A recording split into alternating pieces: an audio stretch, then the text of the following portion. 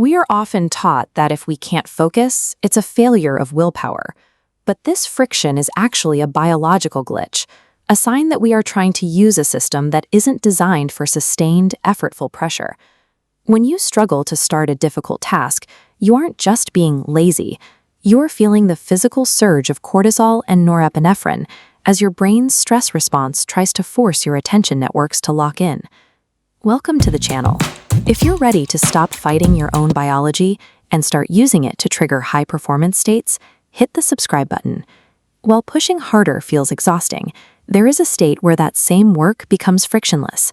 This is flow, not a psychological trick, but a specific neurological configuration. To access it, we have to stop trying to power through the resistance. Instead, we need to learn how to engage the biological off switch that quiets the overactive brain and allows for effortless execution. That off switch is a mechanism called transient hypofrontality. It is a temporary reduction in the activity of the prefrontal cortex, the part of the brain responsible for high-level analytical thought and self-consciousness. In 2008, neuroscientist Dr. Charles Lim at Johns Hopkins used fMRI scans to watch what happens to the brain during peak creative performance. He discovered that as jazz musicians began to improvise, their brains underwent a massive shift. He found the dorsal lateral prefrontal cortex, the region generating doubt, powered down completely, allowing for fast, intuitive decisions. As it quiets down, your brainwaves shift. Jagged, high-frequency beta waves are replaced by a synchronized rhythm at the alpha-theta border. By shutting down this self-monitoring system, the brain stops wasting metabolic energy on overanalysis. This liberates your internal resources, allowing your highly practiced skills to flow automatically from the subconscious.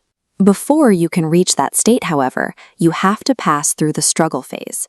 This is the mandatory period where you load information and wrestle with complexity, which inevitably triggers a stress response. But the key to flow is knowing when to stop struggling. Once you hit a wall, you need a physical pattern interrupt to rapidly dump those accumulated stress hormones and signal to the brain that the threat is over. Researchers at Stanford have identified a specific respiratory mechanism to do exactly this, the physiological sigh. By taking a deep inhale, followed by a sharp second inhale to fully expand the lungs, and then a long, slow exhale, you can manually reset your nervous system. This double inhale pattern is a fundamental biological requirement. In fact, early iron lungs from the 1930s often failed to sustain patients because they weren't designed to mimic this specific sighing rhythm, which is absolutely essential for maintaining the lung surface area. This rapid offloading of carbon dioxide does more than just calm the heart. By transiently manipulating your blood gases, you trigger an activity-dependent release of anandamide, an endocannabinoid that acts as a biological circuit breaker for anxiety. Because anandamide is synthesized on demand, when the body achieves this state of equilibrium, the sigh acts as a chemical bridge.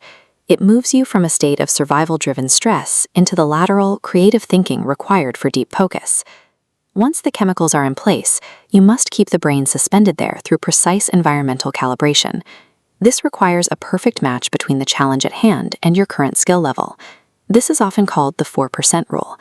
If the task is too easy, you drift into boredom.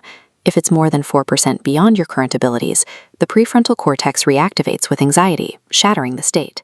Even minor digital distractions can break this delicate balance.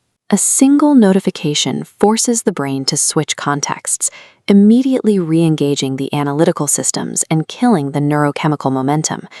But when you stay within that specific mathematical threshold, the challenge itself becomes the fuel. It keeps your attention locked in, preventing the mind from wandering back into self-monitoring. To engineer this state daily, start by eliminating environmental friction. You need to clear away all potential distractions to prevent attention residue from clogging your processing power. Next, lean into the struggle of the task until you hit resistance. Then use the physiological sigh to manually crash your cortisol and trigger anandamide release. Finally, calibrate your work to that 4% sweet spot. Use the resulting dopamine surge to stack your focus and lock into the flow channel.